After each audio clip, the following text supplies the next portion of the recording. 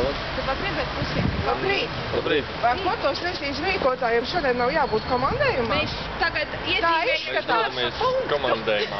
Jā, ņemot vērā, kad es apstiprināju komandējumu, es pārdomāju, ka jūs mums šodien te neesat. Tu kā mēs no šeit komandējam? Nu jā, parastie profesori jau brauc komandējumā, ziniet, ar vilcienu un trolēbus, bet šitie paši, kas saņem Eiropas stipendijas, tie jau degā ar fondu.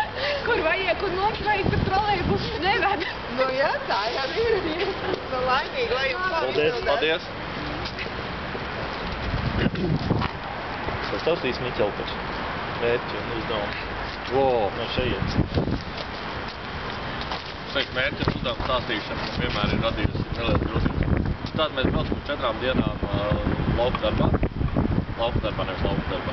Glābt Latvijas laukus, tātad arī lauku darbā. Tātad otrdien, trešdien, ceturtdien, piekdiena.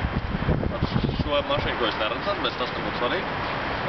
Uzdevums ir apmeklēt 3 skolas, daudzas pašvaldības un cilvēks būtu interesanti vienkārši uzņemt pāris jaukas fotogrāfijas, parunāt un saprast, ko cilvēki domā, ko cilvēki dara. Un, sāksim mēs ar Jēkabpili un Zasas pamatskolu, kas turpat netālu, paliksim Jēkabpilī. Un tas būtu šodienas plāns savākt skolu un Ilzai varbūt vakarā vēl kāds intervijas.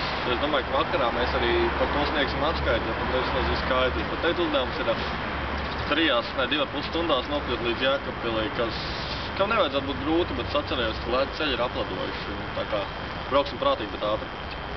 Tā. Paldies! Domā, vai